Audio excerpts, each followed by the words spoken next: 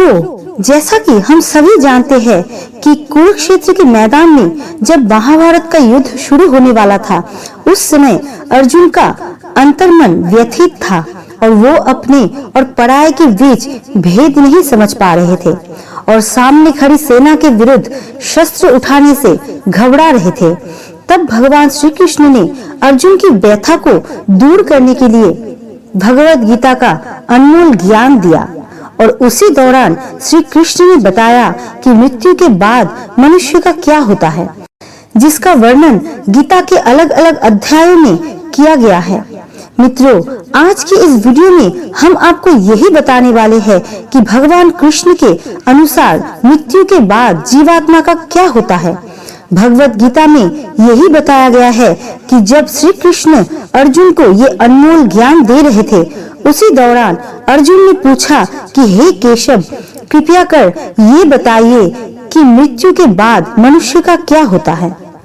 तब भगवान श्री कृष्ण ने अर्जुन को बताया कि हे पार्थ, इस सृष्टि के प्राणियों को मृत्यु के पश्चात अपनी अपनी कर्मों के अनुसार पहले तो उन्हें दूसरे लोक यानी कि परलोक में जाकर कुछ समय व्यतीत करना पड़ता है, जिस दौरान वो पिछले जन्मों में किए हुए पुण्य कर्मों या पाप कर्मों का फल भोगते हैं। फिर जब उनके पुण्य और पापों का हिसाब सुख दुख को भोगने के बाद खत्म हो जाता है, तब वो इस मृत्यु लोक में फिर से जन्म लेते हैं। इसलिए मृत्यु लोक को कर्म लोक भी कहा जाता है, क्योंकि मृत्यु लोक ही वो लोक है जहाँ प्राणी को वो कर्म करने का अधिकार होता है जिससे उसका प्रारब्ध निश्चित होता है। ये सुनकर अर्जुन फिर पूछते हैं, हे वासुदेव, इस धरती को मृत्यु लोक क्यों कहा जाता है। तब श्री कृष्ण बताते हैं कि हे अर्जुन, तीनों लोकों में धरती लोक ही एकमात्र ऐसा स्थान है जहाँ प्राणी जन्म और मृत्यु की पीड़ा सहते हैं। अर्थात धरती के अलावा और कोई ऐसा लोक नहीं है जहाँ किसी भी प्राणी का जन्म या मृत्यु होती है, क्योंकि मैंने तुम्हें पहले भी बताया था कि मृत्यु केवल शरीर की होती है, आत्मा की नहीं। आत्मा ना तो जन्म लेती है और ना मरती है। इसके बाद अर्जुन फिर पूछते हैं कि हे केशव, आपने पहले ये कहा था कि आत्मा को सुख दुख नहीं भोगना पड़ता है, परंतु अब ये कह रहे हैं कि मृत्यु के पश्चात आत्मा को सुख भोगने के लिए स्वर्ग आदि में अथवा दुख भोगने के लिए नरक आदि में जाना पड़ता है। इसका अर्थ ये हुआ कि आत्मा को केवल पृथ्वी पर ही सुख दुख नहीं भोगनी पड़ती, बल्कि स्वर्ग अथवा नरक में भी आत्मा को सुख या दुख भोगने पड़ते हैं। अर्जुन के मुख से ऐसी बातें सुनकर भगवान श्री कृष्ण मुस्कुराते हुए कहते हैं कि हे कौन्ते, ऐसा मैंने कब कहा? मैं तो तुम्हें पहले ही बता दिया था कि आत्मा को कहीं किसी भी स्थान पर या किसी काल में भी सुख दुख छू नहीं सकते, क्योंकि आत्मा तो मुझ अविनाशी परमेश्वर का ही दिव्य रूप है। क्योंकि हे अर्जुन, परमेश्वर अर्थात मैं माया के अधीन नहीं, बल्कि माया मेरे अधीन है और सुख दुख तो माया की रचना है, और यही कारण है कि माया मुझे अपने घेरे में नहीं ले सकती। फिर तुम ही बताओ कि ऐसे में माया के रचे हुए सुख और दुख मुझे कैसे छू सकते हैं। तुम्हें ये भी बता दूं कि सुख दुख तो केवल शरीर के भोग है, आत्मा के नहीं। उसके बाद अर्जुन कहते हैं कि हे नारायण, मैंने मान लिया कि सुख दुख केवल शरीर की भोग है, आत्मा की नहीं, परंतु जो शरीर उसको भोगता है उसकी तो मृत्यु हो जाती है और वो शरीर तो आगे नहीं जाता। फिर स्वर्ग अथवा नरक में सुख दुख भोगने कौन जाता है? तब भगवान श्री कृष्ण अर्जुन से कहते हैं कि हे पांडुपुत्र अर्जुन, इसके लिए तुम्हें सबसे पहले ये समझना होगा कि जीवात्मा क्या है। हे पार्थ, जब किसी की मृत्यु होती है तो वास्तव में कपड़ा रूपी जो स्थूल शरीर है, केवल उसी की मृत्यु होती है, और शरीर के अंदर जो सूक्ष्म शरीर है वो नहीं मरता। वो सूक्ष्म शरीर आत्मा के प्रकाश को अपने साथ लिए मृत्यु लोक से निकलकर दूसरे लोकों में चला जाता है। उसी सूक्ष्म शरीर को जीवात्मा कहते हैं। ये सुनकर अर्जुन श्री कृष्ण को बीच में टोकते हुए पूछते हैं कि हे माधव, इसका अर्थ ये हुआ कि जब आत्मा एक शरीर को छोड़कर जाती है तो साथ में जीवात्मा को भी साथ ले जाती है। तब श्री कृष्ण मुस्कुराते हुए अर्जुन से कहते हैं कि हे सखा, तुम जीवात्मा को जितना सरल समझते हो उसकी व्याख्या उतनी सरल नहीं है, इसलिए अब जो मैं कहने जा रहा हूँ उसे ध्यान से सुनो। हे अर्जुन, जैसे कि तालाब से जल अपने आप बाहर नहीं जाता है, हाँ, अगर कोई किसी बर्तन में भरकर उस तालाब के जल को ले जाता है तो वो अलग दिखाई देता है, उसी प्रकार सूक्ष्म शरीर रूपी जीवात्मा उस आत्म ज्योति के टुकड़े को अपने अंदर रखकर अपने साथ ले जाती है। यही जीवात्मा की यात्रा है जो एक शरीर से दूसरे शरीर में, एक योनि से दूसरी योनि में विचरती रहती है।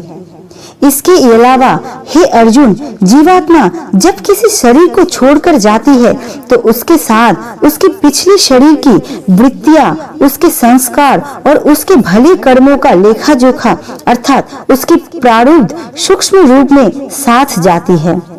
भगवान श्री कृष्ण के मुख से ऐसी बातें सुनकर अर्जुन को कुछ संतुष्टि मिलती है, परंतु उनका चित्त फिर भी शांत नहीं होता और वे पुनः श्री कृष्ण से पूछते हैं कि हे मधुसूदन, लेकिन शरीर त्यागने के बाद जीवात्मा कहाँ जाती है?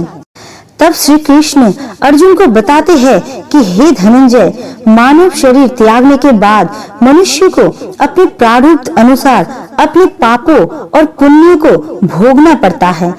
इसलिए ही भोग योनियां बनी हैं, जो दो प्रकार की है, उच्च योनियां और नीच योनियां। जो मनुष्य जीवित रहते हुए पुण्य कर्म करता है उसके जीवात्मा उच्च योनियों में स्वर्ग में रहकर अपने पुण्य भोगती है और पाप करने वाले मनुष्यों की जीवात्मा नीच योनियों में यानी नरक में रहकर अपने पापों को भोगती है।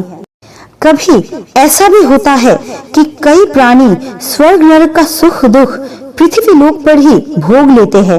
ये सुनकर अर्जुन आश्चर्यचकित हो जाते हैं और उनसे पूछते हैं कि हे नारायण, परंतु कोई भी मनुष्य पृथ्वी लोक पर कैसे स्वर्ग या नरक का सुख दुख भोग सकता है? तब भगवान श्री कृष्ण कहते हैं कि हे अर्जुन, जैसे कोई मनुष्य सभी तरह से संपन्न है, अर्थात ऐसा मनुष्य जिसकी सेवा करने के लिए कई दास दासियां हर समय खड़ी रहती है, परंतु एक दिन अचानक उसका जवान बेटा किसी कारणवश मृत्यु को प्राप्त हो जाता है जिससे वो सबसे अधिक प्रेम करता था। ऐसे में उस मनुष्य पर दुखों का पहाड़ टूट पड़ता है और संसार की हर वस्तु उस मनुष्य के पास होने के बावजूद भी वो मरते दम तक दुखी रहता है। अर्थात हे पार्थ, जब तक उस मनुष्य का जवान बेटा जीवित था तब तक उस मनुष्य ने जो सुख भोगे वो स्वर्ग के सुखों के भांति थे और पुत्र की मृत्यु के बाद उसने जो दुख भोगे वो नरक के दुख से बढ़कर थे। और इसी तरह मनुष्य को संसार में रहकर भी अपने पिछले जन्मों के सुख दुख को भोगना पड़ता है। उधर अर्जुन भगवान श्री कृष्ण की बातें सुनकर मंत्रमुग्ध हो जाते हैं। तब उन्हें श्री कृष्ण कहते हैं कि हे अर्जुन, अगर अब भी तुम्हारे मन में मृत्यु के बारे में कोई संशय रह गया है तो मुझसे पूछ सकते हो। तब अर्जुन भगवान श्री कृष्ण को प्रणाम करते हुए पूछते हैं कि हे भगवान, अब ये बताइए कि मनुष्य अपने पुण्य को किन किन योनियों में और कहाँ कहाँ भोगता है। तब श्री कृष्ण बताते हैं कि हे कौन्ते, पुण्यवान मनुष्य अपने पुण्य के द्वारा किन्नर, गंधर्व अथवा देवताओं की योनियां धारण करके स्वर्ग लोक में तब तक रहता है जब तक उसके पुण्य क्षीण नहीं हो जाते। अर्थात ये कि प्राणी के हिसाब से जितने पुण्य कर्म होते हैं उतनी ही देर तक उसे स्वर्ग में रखा जाता है और जब पुण्यों की फल की अवधि समाप्त हो जाती है तो उसे फिर पृथ्वी लोक में वापस आना पड़ता है और मृत्यु लोक में पुनर्जन्म धारण करना पड़ता है। यह सुन अर्जुन कहते हैं कि परंतु स्वर्ग लोक में मनुष्य के पुण्य क्यों समाप्त हो जाते हैं? वहाँ जब जीवात्मा देव योनि में होती है तब वो अवश्य कर्म करता होगा, उसे अच्छे कर्मों का पुण्य तो प्राप्त होता होगा। ये सुन श्री कृष्ण के चेहरे पर एक बार फिर मुस्कान आ जाती है और वो कहते हैं कि नहीं पार्थ, उच्च योनि में देवता बनकर जो मनुष्य अच्छे कर्म करता है या नीच योनि में जाकर प्राणी जो बुरे कर्म करता है उन्हें उन कर्मों का कोई फल नहीं मिलता, क्योंकि वो सब भोग योनियां हैं। वहाँ प्राणी केवल अपने अच्छे बुरे कर्मों का फल भोगता है। इन योनियों में किए हुए कर्मों का पुण्य अथवा पाप उसे नहीं लगता। हे पार्थ, केवल मनुष्य की योनि में ही किए हुए कर्मों का पाप या पुण्य होता है, क्योंकि यही एक कर्म योनि है। ये सुनकर अर्जुन विस्मित हो जाते हैं और भगवान श्री कृष्ण से पूछते हैं कि हे माधव, क्या आप ये कहना चाहते हैं कि यदि कोई पशु किसी की हत्या कर देता है तो उसे कोई पाप नहीं लगता, और यदि मनुष्य किसी की हत्या कर दे तो उसे पाप का दंड भोगना पड़ता है, परंतु ऐसा अंतर क्यों है?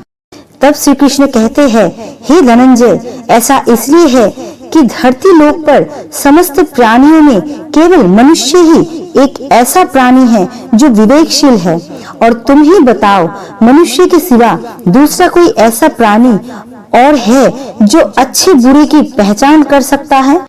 इसी कारण यदि कोई हत्या करता है तो उसे उसका पाप नहीं लगता, और यही कारण है कि पाप पुण्य का लेखा जोखा अर्थात प्रबुद्ध केवल मनुष्य का बनता है। इसलिए जब मनुष्य अपने पाप और पुण्य भोग लेता है तो उसे फिर मनुष्य योनि में भेज दिया जाता है, और मनुष्य की योनि प्राप्त होने पर फिर कर्म करते हैं और इस तरह सदैव जन्म मृत्यु का कष्ट भोगते रहते हैं। भगवान श्री कृष्ण से ऐसे दिव्य वचन सुनकर अर्जुन पूछते हैं कि हे केशव, ऐसा कोई स्थान नहीं है जहाँ से जीवात्मा को लौटकर ना आना पड़े, अर्थात उसे जन्म मरण के चक्र से मुक्ति मिल जाए? तब श्री कृष्ण अर्जुन को बताते हैं कि हे अर्जुन, ऐसा स्थान अवश्य है, और वो है परम धाम अर्थात मेरा धाम, जहाँ पहुंचकर कभी भी किसी जीवात्मा को वापस नहीं आना पड़ता, अर्थात जो जीवात्मा अपने पुण्य कर्म द्वारा मुझ में समाहित हो जाती है उसे जन्म मरण के चक्र से मुक्ति मिल जाती है, और इसी को मोक्ष कहा जाता है। इसलिए मेरी ये सलाह है कि मनुष्य को चाहिए कि वो अपने संपूर्ण जीवन काल में ऐसे कर्म करे जिससे उसे मोक्ष प्राप्त हो जाए, अर्थात मुझ में समा जाए। तो मित्रों, आपको श्री कृष्ण के द्वारा बताए गए ये अनमोल वचन कैसे लगे कमेंट्स में जरूर बताना, और अच्छे लगे तो चैनल को लाइक एंड सब्सक्राइब जरूर करना। आपका कीमती समय देने के लिए दिल से शुक्रिया।